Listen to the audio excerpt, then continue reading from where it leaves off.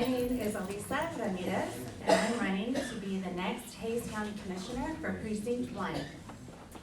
I have been deeply entrenched in the social activism, nonprofit, and political worlds for years now, and I have spent my entire career serving children and families living east of 35. I myself have lived east of I-35 for the majority of my adult life. I have seen and experienced firsthand many of the issues that come with a rapidly growing area. I have witnessed rents skyrocket to unreasonable proportions, families being displaced, and entire communities not having access to dignified resources because of the zip code they live in. When I began looking into the current state of affairs, which I now live in raising my son, there were many things that I became very curious about, which is why I decided to run for this position. I believe my education, lived experience, and understanding of serving communities with similar demographics makes me a well-rounded and qualified candidate. My background is in public education, policy advocacy, board service, and building successful nonprofit organizations. I have a Bachelor's of Science in Biology from St. Edward's University and a Master of Public Health with a focus on community health promotion from the University of Southern California. During the start of the pandemic, I helped create a nonprofit organization, wrote government contracts for funding, and spearheaded COVID relief efforts for over 2 years in the ETJ of Travis County. I worked with other elected officials, organizations, and community leaders to impact thousands of families that would otherwise have not had resources. I strongly believe my experience in creating innovative solutions to complex problems will enable me to look at issues with a fresh set of eyes and take appropriate action to ensure that community needs are being heard and met. Thank you.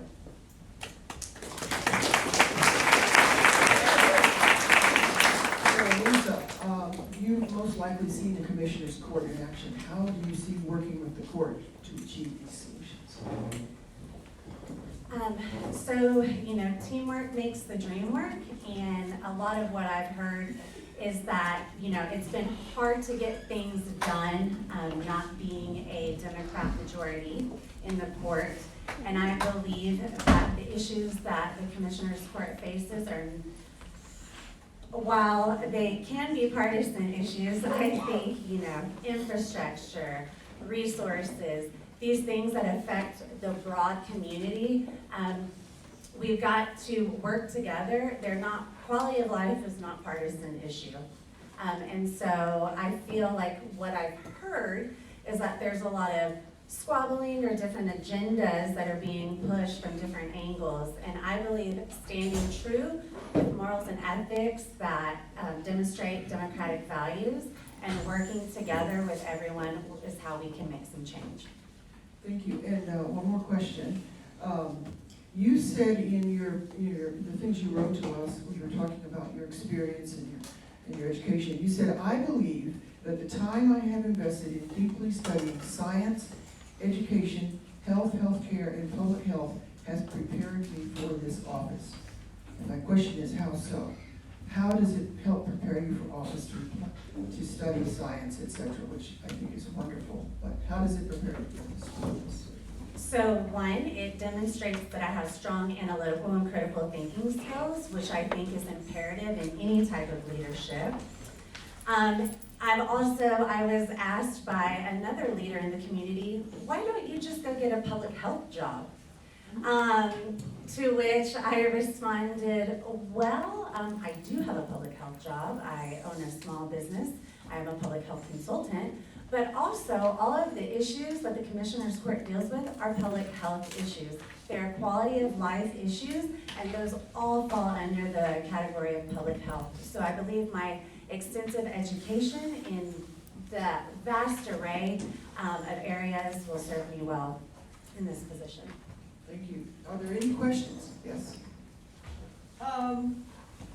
Explain to me why you think Precinct 1 needs a new commissioner and the ways in which you'd be a better commissioner than Debbie. She's not here. while I respect and admire a leader who, devotes their life to one position, I do believe that when we are selecting leaders for our future, it's important to have people that represent and reflect the growing population. But also, when we're looking at leaders that grew up and were serving in a time that was pre-9/11, pre-DEI, these are big things that we need to take into consideration whenever we're electing leaders. I also, quite frankly, believe in democracy over dynasty. And I believe that voters should have a choice in who their leaders are. And I want to give that choice to the community that I live in, and that I can hopefully continue to serve. Susan has a question. I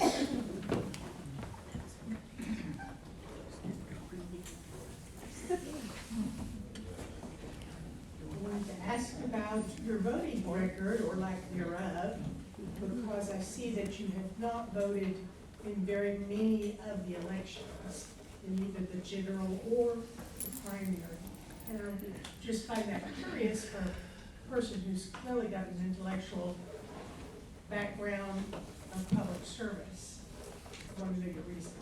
Yeah, for the last several years, so I left the classroom. I was a fifth grade science teacher at a Title I school for nearly a decade. During that time, I was a single mother. And so when I left the classroom in 2019 and began to go into graduate school, that is when I had extra time, I had some time to devote to being involved in politics. I didn't mean for that to happen. It was during my COVID work and working with other elected officials and realizing how much our local leaders, the resources that are given to the community really depend on that leadership, right?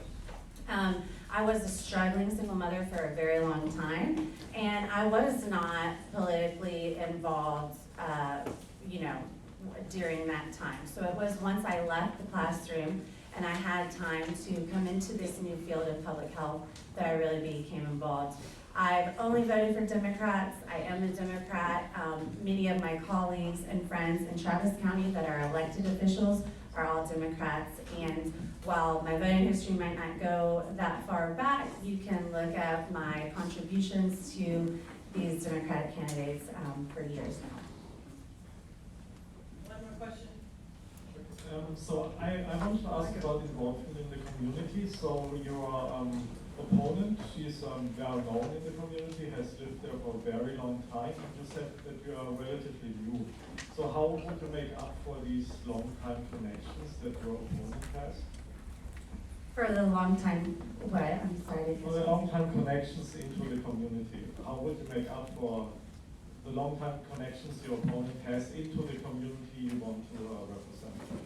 Yeah, that's a difficult one. It's an uphill battle. I had someone ask me, we saw each other at one of the Hays County events, and they know me from my life that I had in Travis County. And it's hard going into a room and no one knowing who you are, your character, your body of work. What I find hopeful and inspiring, however, is that when I have been knocking on doors, talking to my neighbors, a lot of people don't seem to know who the county commissioner is, and have not heard a thing from them. And so while I know that there are deep, strong connections, I also know that the population is changing, and by getting out to the community now, making my best efforts. Look, I'm not going anywhere. We live here. We own a home here. I have a child in San Marcos ISD. I'm not going anywhere. So just like a successful campaign, it's about getting out there and talking to people and being in front of people, which is why I'm here today. Although many of you may not be able to vote for me, I think it's important for people to get to know who I am. I hear the comment you made about you just didn't have time to vote, you were so busy, and I hear that a lot. My question to you is, how are you gonna talk to other people who've been in that position and explain to them how important it is, even when you don't have a lot of time and you have a lot of other commitments? How do you get people to vote? How do I get people to vote?